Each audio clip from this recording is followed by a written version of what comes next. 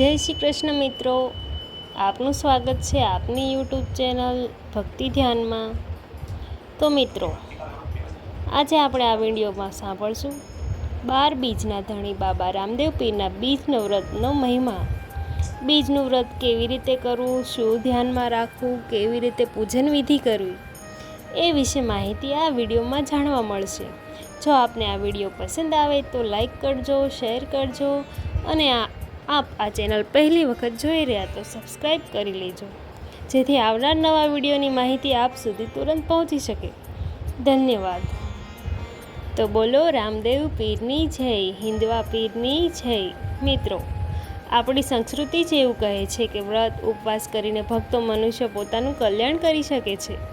ધાર્મિક આસ્થા છે વ્રત ઉપવાસમાં, અને વૈજ્ઞાનિક દૃષ્ટિકોણથી જોઈએ તો સ્વાસ્થ્ય પણ સારું રહે છે। વ્રત ઉપવાસ કરવાથી બાબા રામદેવ પીરના અનુયાયીને 2 વ્રત રાખવાનો સંદેશો આપ્યો છે। પ્રત્યેક માસની શુક્લ પક્ષની બીજ અને એકાદશીનું વ્રત જે બાબા રામદેવ પીરની કૃપા પ્રાપ્ત કરવા માટે આ બંને વ્રત કરે છે, તેને ઉત્તમ ફળની પ્રાપ્તિ થાય છે। જે ભક્તો આ 2 વ્રત કરે છે તેના શરીરના રોગ મટે છે અને પાપો પણ નષ્ટ થાય છે। એવું વિધાન કહ્યું છે કે બીજના દિવસથી ચંદ્રમાં જે દર્શન થાય છે, જે દર્શનથી ચંદ્રમાનો આકાર પછી વધતો જાય છે, માટે બીજનું ઘણું મહત્ત્વ છે। કારણ કે ચંદ્રમા તે અમૃતના પ્રતીક છે, અમૃત ધરતી પર વરસાવે છે, અને બીજનો જે ચંદ્ર છે તે મહાદેવે પણ પોતાના મસ્તક ઉપર ધારણ કરેલો છે। આપણે સૌ મહાદેવના મસ્તક ઉપર જે ચંદ્રમાના દર્શન કરીએ છીએ તે બીજનો જ ચંદ્રમા હોય છે। પણ ભગવાન મહાદેવની કૃપા પ્રાપ્ત કરવા માટે પણ અને ચંદ્રમાને સંબંધી જે લાભ જીવનમાં મળે છે તે ચંદ્રમા એટલે કે માતાનો કારક ચંદ્રમા, મનનો કારક, અને મનને દ્રઢ કરવું, તો માતાનું સુખ પ્રાપ્ત કરવું હોય તો પ્રકૃતિની દેવી કૃપા પ્રાપ્ત કરવી હોય અને આરોગ્ય પ્રાપ્ત કરવું હોય, કારણ કે ચંદ્રમા અમૃતનો પણ પ્રતીક છે, એટલા માટે પણ બીજનું વ્રત કરાય છે। બીજના દર્શન કરીને સૌભાગ્યની પ્રાપ્તિ થાય છે, અને ચંદ્રમાની જે બીજ છે તેનું એક ઉદાહરણ એ પણ છે કે જેમ વટવૃક્ષમાં બીજ રોપણ થાય અને એ નાનકડું બીજ જે હોય છે જેને આપણે ટેટુ કહીએ છીએ તેમાંથી જ મોટું વૃક્ષ, જટા અને પત્ર, ફળ, ફૂલ સહિત વૃક્ષ ઉગે છે, એવી જ રીતે આ જે ચંદ્રમાનું બીજ છે તે બીજની તિથિ છે। શુક્લ પક્ષની જે બીજની તિથિ છે તે જીવનના આશા ઉત્પન્ન કરે છે। જે ભક્તો બીજના દર્શન કરે છે, બીજનું વ્રત કરે છે, તે આશાવાદી બને છે। જેમ ચંદ્રમામાં નિત્ય શુક્લ પક્ષની બીજથી ત્રીજ, ચોથ, પાંચમ, પૂર્ણિમામાં પૂર્ણમાં ચંદ્ર ખીલે છે, 16 કલાએ ચંદ્ર ખીલે છે, એમ મનુષ્યનું જીવન પણ 16 કળે ખીલી ઉઠે છે એવું કહેવાય છે, અને વ્યક્તિત્વનો વિકાસ થાય છે। આ માટે બીજના વ્રતનું મહત્ત્વ આપવામાં આવ્યું છે। જે ભક્તો બીજનું વ્રત કરવા માંગતા હોય તેઓ પ્રાતઃકાળે વહેલા ઉઠીને સ્નાન આદિથી પરવારીને સ્વચ્છ વસ્ત્ર ધારણ કરે છે। ત્યારબાદ બીજની રાત્રિ સમય દરમિયાન એટલે કે બીજનો આખો દિવસ અને રાત્રિ સમય દરમિયાન બ્રહ્મચર્યનું પાલન કરવું। તદપશ્ચાત ઘરમાં બાબાની પૂજા સ્થળ ઉપર પગથિયા યા પ્રતિમા, પ્રતિષ્ઠા, કોઈ પણ મૂર્તિ, ફોટો હોય તે સ્થાપિત કરી બાબાની સામે ધૂપ, દીપ, નૈવેદ્ય આદિથી પૂજન કરાય છે, અને બાબાને આખો દિવસ સ્મરણ કરાય છે, મંત્ર જાપ કરાય છે। એ વાતનું ખાસ ધ્યાન રાખવું જોઈએ કે આખો દિવસ અન્ન ગ્રહણ કરવાનું હોતું નથી, એટલે કે ઉપવાસ કરવાનો હોય છે। ચા, દૂધ, ફલાહાર લઈ શકાય છે। આ વ્રત અન્ય વ્રતની જેમ જ થાય છે। એકાદશીનું વ્રત જેમ આપણે કરીએ છીએ, બીજા કોઈ વ્રત એટલે કે વ્રતમાં જે નિયમ હોય છે તે જ નિયમ પ્રમાણે રહેવાનું હોય છે। બીજનું વ્રત સૂર્યાસ્ત બાદ, ચંદ્ર દર્શન બાદ એક ટાઈમ ભોજન લેવાનું હોય છે। જો લઈ શકાય તો આખો દિવસ ફળાહાર અથવા ઉપવાસ કરવાનો રહેશે, અને જ્યારે વાદળોના કારણે ચંદ્રમાના દર્શન ના થાય, એવું પણ બની શકે ત્યારે બાબાની જ્યોતિના દર્શન થાય, એટલે કે આપણે જે રામદેવ પીરના ફોટો કે મૂર્તિ સામે દીવો પ્રગટાવેલો રાખેલો છે, આખો દિવસ અખંડ જ્યોતિ રહે છે, એનું દર્શન કરી લઈએ। આમ કરવાથી પણ બીજના દર્શન બરાબર જ પુણ્ય પ્રાપ્ત થાય છે। વ્રત છોડતા પહેલાં એટલે કે રાત્રે જ્યારે બીજના દર્શન થઈ જાય અથવા ન પણ થાય તો જ્યોતિના દર્શન કરી લઈએ તો વ્રત છોડતા પહેલાં સાપ જળનો લોટો ભરીને રાખવાનો હોય છે। એક જે ગાયનું છાણું હોય છે એની ઉપર દેવતા પ્રગટ કરવાના હોય છે, અંગારો પ્રગટ કરવાનો છે અને બાબાને જે આપણે ચૂરમાનો ભોગ લગાવેલો છે તે ભોગ જળવાળો જે લોટો છે જ્યોતિની સામે રાખવો અને તેની ઉપર આપણે આગ પ્રગટાવવાની. ગાયના ઉપર તેની થોડી ભભૂતિ મિલાવી લેવાની અને આખા ઘરમાં તે લોટાનું જળ છાંટી દેવાનું. ત્યારબાદ થોડુંક ભોગ ચરણામૃત સ્વયં પણ આચમન કરી લેવું.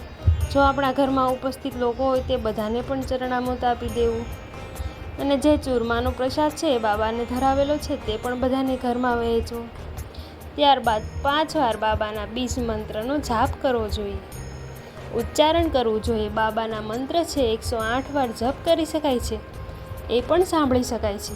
બાબાના બીજનો મંત્ર છે ઓમ નમો ભગવતે નેતલનાથાય સકલ રોગ હરાય સર્વ સંપત્તિ કરાય મમ મનાભિષિતમ દેહી દેહી કાર્યમ સાધાય ઓમ નમો રામદેવાય સ્વાહા. આ મંત્રનો જાપ 5 વખત કરવાનો હોય છે.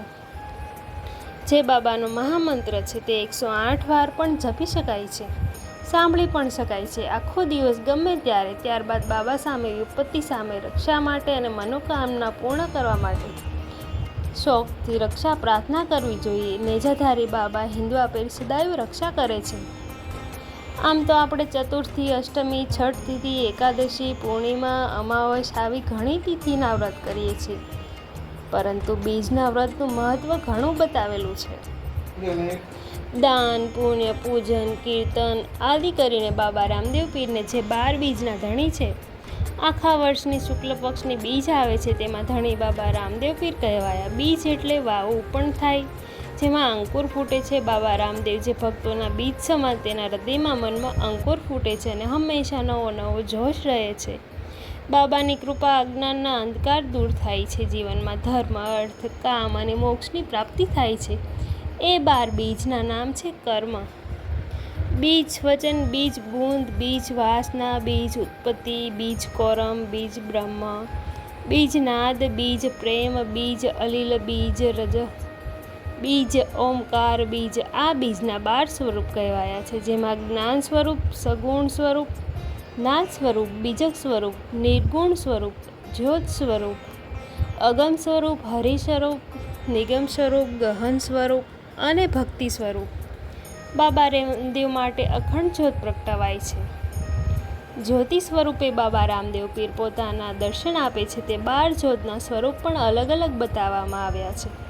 અમર જ્યોત, અલગ જ્યોત, અખંડ જ્યોત, અગમ જ્યોત, દીપ જ્યોત, જ્ઞાન જ્યોત, નિગમ જ્યોત, સગુણ જ્યોત, નિર્ગુણ જ્યોત, ગહન જ્યોત, પ્રકાશ જ્યોત અને સલીલ જ્યોત. આ વ્રતના દેવતા રામદેવ પીર છે. દ્વિતીય તિથિનું વિશેષ મહત્વ એટલા માટે પણ છે કે જેમ ચંદ્ર દર્શન કરવાથી સર્વ રીતે રોગ કષ્ટ શમન થાય છે, આરોગ્યની પ્રાપ્તિ થાય છે, એવી જ રીતે બીજના દર્શન કરવાથી મહામારી ભય પણ શાંત થાય છે. કહેવાય છે કે ચંદ્રવલી બીજ એટલે કે જેને દૂજ પણ કહેવાય છે. બીજ વ્રત કહેવાય છે. પુરુષો માટે પણ મહત્વપૂર્ણ માનવામાં આવ્યું છે. આ વ્રત કરવાથી સર્વ રીતે મનુષ્ય પોતાનું તન, મન, ધન કલ્યાણકારી કરી શકે છે. ખાસ કરીને ભાદરવા માસની શુક્લ પક્ષની બીજના દિવસે બાબા રામદેવ પીરનો જન્મ થયો હતો, માટે આ બીજ તો ઉત્તમ છે. વ્રત, ઉપવાસ, ફળ પ્રાપ્ત કરવા માટે પાંડવો પણ આ બીજનું વ્રત કરતા હતા, એટલો મહિમા છે. બીજના વ્રત કહેવાય છે. બીજના દિવસે અલખની આરાધના કરવી જોઈએ. સકલ કલામાં મોટો બ્રહ્મ છે અને બ્રહ્મની આરાધના કરવી એ 12 માસનું ફળ પ્રાપ્ત થાય છે.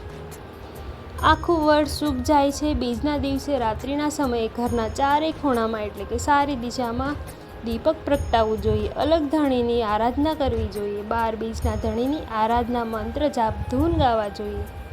આમ કરવાથી ઘરમાં સકારાત્મક પ્રભાવ ઉત્પન્ન થાય છે અને તંત્ર, મંત્ર, બાધા આદિથી પણ રક્ષા પ્રાપ્ત થાય છે. દુખિયાના બેલી રામદેવ પીર એટલે કે 12 બીજના ધણી શ્રી કૃષ્ણ ભગવાનના અવતાર. નારાયણની કૃપા પ્રાપ્ત કરવા માટે બીજનું વ્રત કરવાનું વિધાન છે. ભગવાન શ્રી કૃષ્ણની કૃપા પ્રાપ્ત થાય છે. બાબા રામદેવ પીરને પ્રિય એવો ઘોડલો હતો, જે લાકડાના ઘોડા, રમકડાના ઘોડા ઉપર બિરાજમાન થઈને બાબા આકાશમાં ઉડ્યા અને એ ઘોડો પણ સજીવન થઈ ગયો હતો, માટે ઘોડાની આજે પણ પૂજા થાય છે. રામદેવ પીરની સામે ધૂપ દીપ નૈવેદ્ય આદિથી પૂજન કરી પુષ્પદલ સમર્પિત કરીને લીલોડો ઘોડો વસ્ત્રનો ઘોડો સમર્પિત કરાય છે. રામદેવ પીરને પ્રિય એવી નેજા ફરકાય છે, ધજા ફરકાવાય છે. રામદેવ પીરના પગથિયા દર્શન થાય છે, જેમાં બધા દેવી દેવતાઓનું શીશ નમાવાય છે. પગલિયા અર્થાત ચરણના દર્શન રામદેવ પીરના ચરણોને પ્રસ્થાપિત કરે છે. આપણા ઘરમાં મંદિરમાં ઘણા ભક્તજનોએ રાખ્યા હોય છે. ઈષ્ટદેવના રૂપમાં પણ રામદેવ પીરની પૂજા થાય છે. પગલિયાના નિત્ય દર્શન કરે છે, શ્રદ્ધા ભાવથી પગલિયાની પૂજા કરે છે. નિત્ય ભક્તો ગુગળનો ધૂપ પ્રગટાવે છે. રાજસ્થાનમાં ગુગળનો ધૂપ ઉગે છે, એટલા માટે ગુગળનો ધૂપ શ્રી રામદેવ પીરની સામે જલાવાય છે. ગુગળની અગરબત્તી પણ કરી શકાય છે. બાબાના ભક્ત હરજી ભાટી હતા. બાબા તેને સંદેશો આપતા હતા કે હે હરજી, સંસારમાં મારા જેટલા ભક્તો છે તે બધાને તું સંદેશો પહોંચાડજે કે જે ગુગળના ધૂપથી ઘરમાં સુખ શાંતિ રહેશે. માટે આ રામદેવ પીરને જે નવરાત્રિમાં જે દરમિયાન ભક્તો ગુગળનો ધૂપ પ્રગટાવે છે, જલાવે છે, એની ઘરમાં જેની ધુમાડી આપે છે, જેથી નકારાત્મક પ્રભાવ દૂર થાય છે અને બાબાનો નિવાસ ઘરમાં રહે છે.